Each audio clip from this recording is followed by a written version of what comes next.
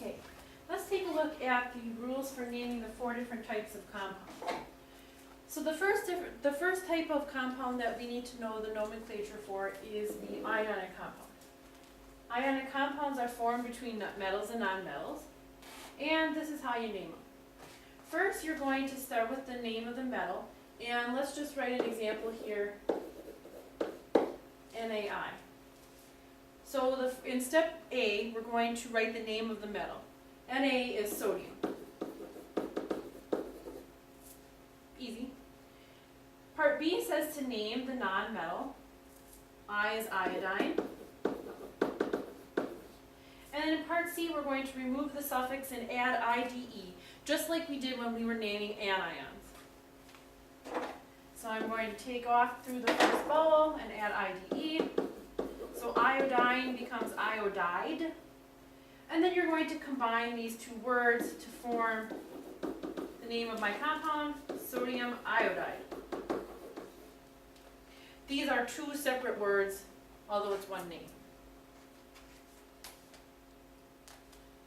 Okay, let's do some examples of this. Now, in each of these examples, I want you to form the compound by using the standard charges for each of these ions. So I will take you through the first one, show you what I'm looking for, and then I want you to pause and write your own answers. Standard charge for sodium is +1, -1 for chlorine. Flip-flop those two charges. You have NaCl, and the name of NaCl, based on your rules, sodium, and then naming chlorine with the IDE suffix is chloride. NaCl equals sodium chloride. Okay, pause it and do that same thing for each of the 2 through 5.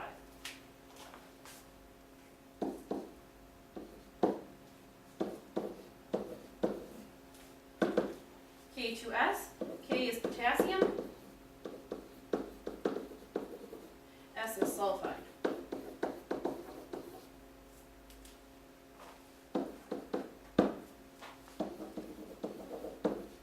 Calcium and chlorine, calcium chloride. Barium is 2+, oxygen is 2-. Therefore, you have BaO. If you wrote Ba2O2, that is actually wrong. This is sort of a tricky thing, but when your number is the same, like the 2 and the 2 are the same, you have to reduce them down. So BaO, barium oxide. Al is 3+, O is 2-, so that forms Al2O3, and the name of that compound is aluminum oxide. Oops. Aluminum. Yes, you do have to spell these things correctly in order to get full credit on your homework. Okay. Next type of compound that we're going to name are the covalent compounds. Remember that covalent compounds are nonmetal and nonmetal. The first thing that you're going to do is write the names of the elements as they occur in the order of your formula. So if you have NO2, for example, we're first going to write nitrogen, and then always for the second element, you're going to write that as you would an anion. This is only for the second element in your compound. I think we should write this in here.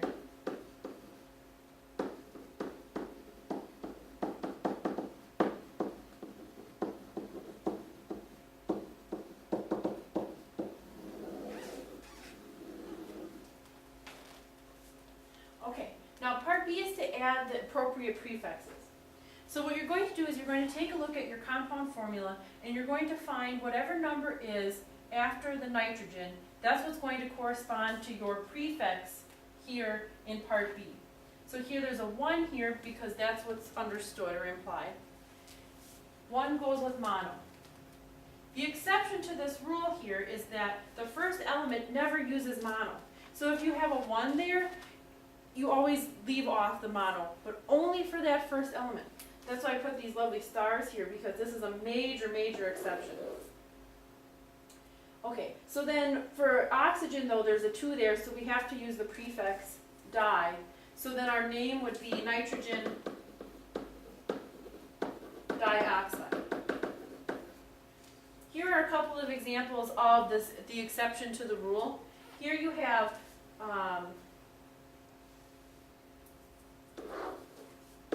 carbon, and then you have 1 oxygen, so it's monoxide. And here you don't write the O twice because you have mono and oxide, it's just monoxide. And here is carbon dioxide.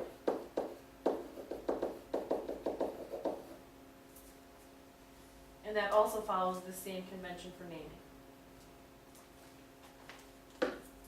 Okay, let's take a look at these examples. You should pause it, do the problems, and then check back to see if your work is correct.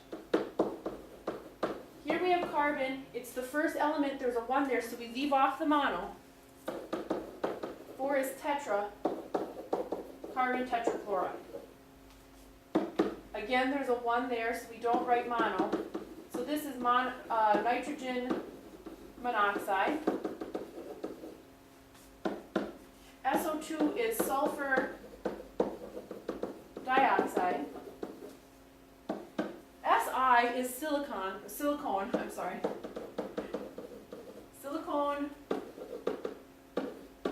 dioxide.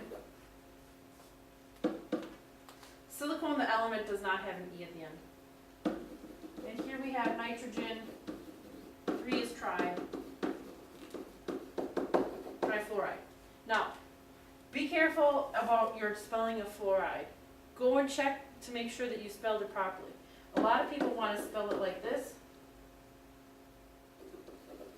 like the flour you use in your kitchen. I'll have to mark that wrong. So make sure that you're spelling it the proper way, F-L-U-O-R.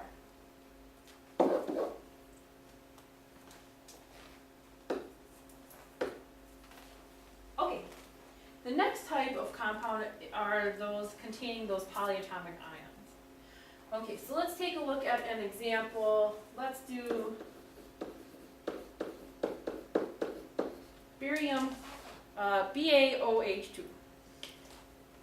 So here, the best way to identify that you have a compound with a polyatomic ion is look to see if you have more than 2 elements in your whole compound. Here we have barium, oxygen, and hydrogen. That means there are 3. That means you have to have a polyatomic ion in this compound. Okay, so this is our example. Our first step is to name the first species. That's barium. The second step is to name the polyatomic ion from your pink sheet. So take a look at that and find OH. OH is about 1/3 of the way down, and that's called hydroxide. Step 3 is merely to combine these 2 words. And you're going to form a two-word name, just like we've been doing for the previous 2 types of compounds. So BaOH2 is barium hydroxide.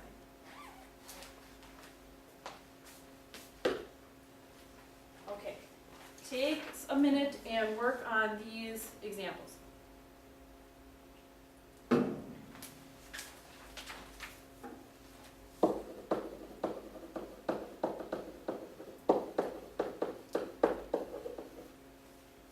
NH4 is your polyatomic ion. You should find that at the very top of your pink sheet on the left-hand column. The top of the left-hand column is where you'll find that NH4. You should circle that. It's the only polyatomic ion that's positively charged. That's why I gave this example, so that you could see it and become aware of it before you're graded on it in your homework. You'll notice at the bottom of this table, or of this column, I've handwritten in ammonia. Ammonia is NH3, and the ammonium ion is NH4+. So make sure that you're keeping those 2 separate. So So NH4Cl is ammonium chloride. Here we have sodium oxalate, potassium permanganate. Had to think about that one for a minute. Calcium carbonate. And then this one is called sodium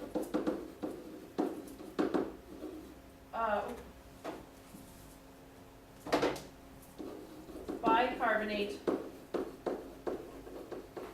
or also sodium hydrogen carbonate, also acceptable.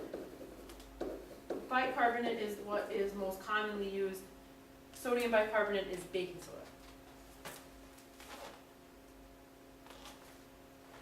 soda. Okie dokie. Compound number 4 is the most complicated and is the compound that causes most students the most problems. And these are compounds containing transition metals. Remember what your transition metals are? Those are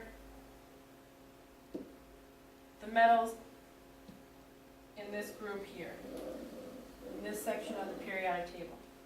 There are a couple of exceptions that are worthy of note here. Silver is not actually a transition metal. You'll notice that above silver, there's only one little number. That means that silver can only ever be a +1 charge, so it's not technically a transition metal. There are some other exceptions here. Both lead and tin, Sn, are both considered transition metals. You should use the nomenclature that I'm about to teach you right now because they have identifiable oxidation states. So those are the two exceptions. You're not going to use the nomenclature for silver, but you are going to use it for lead, Pb, and tin, Sn. As if things weren't complicated enough, there are all these exceptions, right?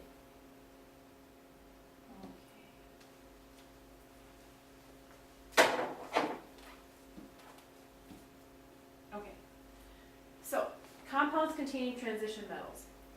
Firstly, what we're going to do is name the metal, and here I will just give us an example, FeCl3. Okay, so name the metal. Fe is iron. Now you're going to have to determine the charge. This is where things get a little bit tricky. So what you're going to have to do here is you're going to have to decide how this compound was made up. So remember when we were making their compound formulas, we took our charges and we flipped them? You can do the same thing in the reverse to figure out what your charges are on each of the atoms in your compound. So here we're going to take and put this number back up here, and this number and put it back up here. Okay, so then iron is going to have a 3+ charge, and chlorine is going to have a -1 charge. 3 goes back to the iron. Oh. 3 goes back to the iron, and the 1 goes back to the chlorine. Now, how did I know that the iron is plus and the chlorine is minus? In writing compounds, always, always, always, the positively charged ion comes first. So you have to know that this iron is going to be plus because plus always comes first. Just like those of you who have kids know that the little red caboose always came last, the plus always comes first. Okay, so determine the charge. Iron has a +3 charge. Now, we have to indicate the Roman numeral that's the same as this charge. The Roman numeral for 3 is 3 I's. And what we're going to do is we're going to put that in parentheses and we're going to put it right next to the iron. So it's going to look like this. This is all one word. There's no space in between the iron and the parentheses that have the 3 in it. Now you're going to name the anion, and here that's just chloride, and then combine them. So the answer here for this FeCl3 is going to be iron 3 chloride. numbers, there should be a space right in there. Okay, this is super duper tricky, so let's do a whole bunch of examples.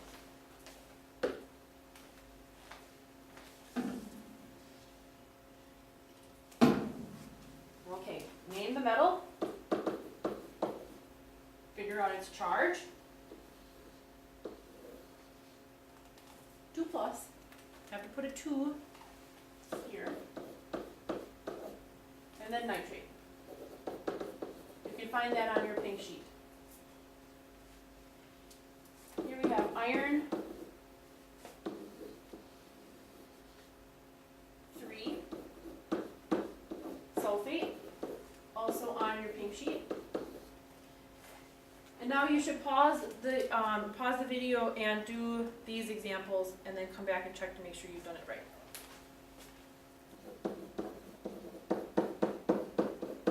Cobalt 2 chloride. Pd is palladium.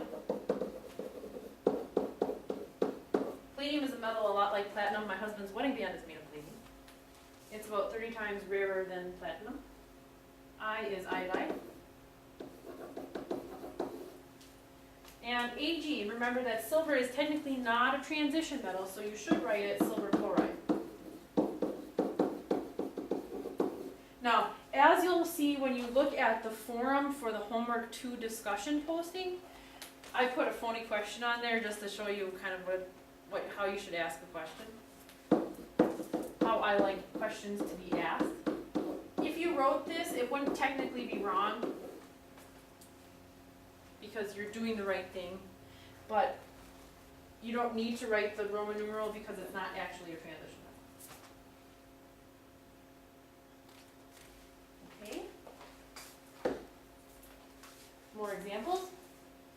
Now, in this problem, it's not going to be as easy to figure out what your charge is. The charge here on your chromium is not +1. You have to go and look at your polyatomic ion sheet and find out what the charge of the phosphate is. PO4 has a charge of 3-. Therefore, in order for this whole compound to add up to 0, this has to have a charge of 3+. Therefore, your compound's name is going to be chromium 3-phosphate.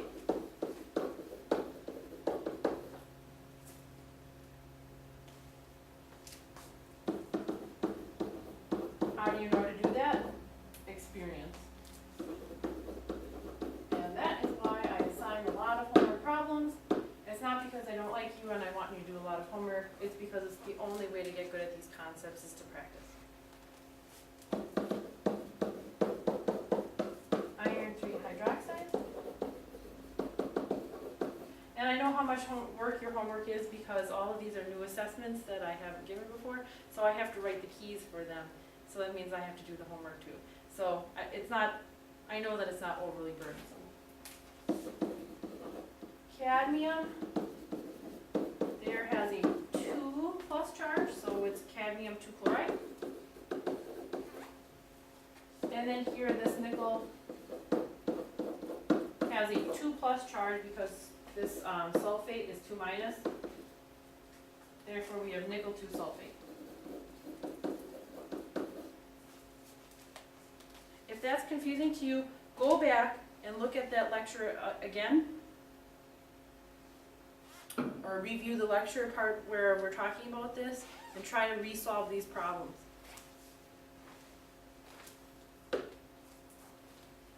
Okay, now I want to just spend a little bit of time talking about going backwards from the compound's name to its formula. Up until now we've been taking the formula, the little symbols and numbers, and making names out of them. Now I want us to go backwards. So here is the procedure for that. Firstly, the first and most important thing to do is determine what type of compound you have. And you should do this for all of the problems now because they're not separated on your homework in terms of each of these 4 separate sections. They're all intermixed together. So the first thing in all of the nomenclature problems is to identify the type of your compound. Magnesium chloride. Magnesium chloride is a combination between Mg and Cl.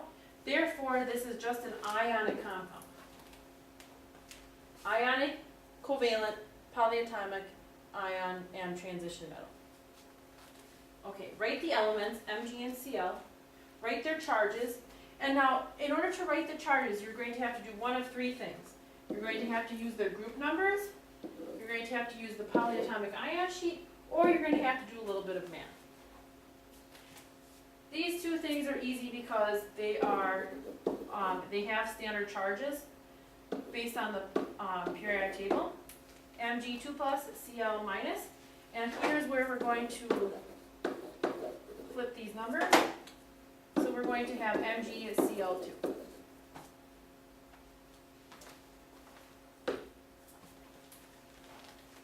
Okay. Firstly, writing down these elements. Al, OH. What type of a compound is this?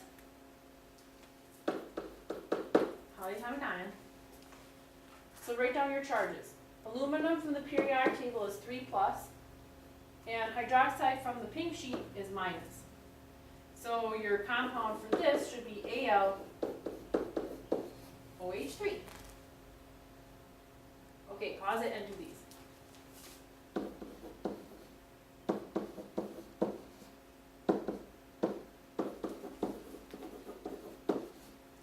Sodium nitrate. Now, here's a transition metal compound. You take the copper, the name, and this 2 is the number, the charge that's associated with that element. So it should be copper 2 plus. Sulfate, look that up on your polyatomic ion, 2 minus, CuSO4. Remember, we have to reduce those numbers. Here we have a different type of compound. That is a covalent. So here we have dinitrogen monoxide, N2O. Dinitrogen, 2 N's, 1 O. And here's another one of those covalent compounds, carbon tetraiodide. And remember that because there's no mono here, that means there's a 1.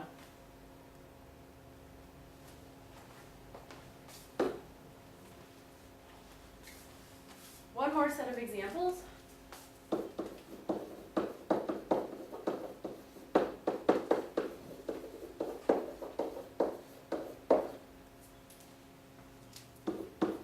Sodium acetate. Acetate is on your periodic table, or I'm sorry, not on your periodic, on your pink sheet. And it looks a little bit funny. There are 2 different ways of writing it. I will almost always use CH3COO minus.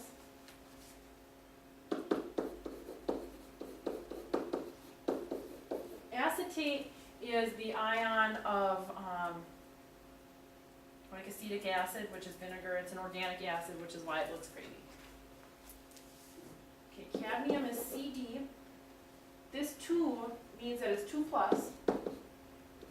Chlorine is minus 1, so we have CdCl2. Fe2 plus O2 minus equals FeO. Here's another one where you have to reduce those numbers. And finally, lithium sulfide is not the same as sulfite or sulfate. Sulfide is S2 minus. So we'll have Li2S.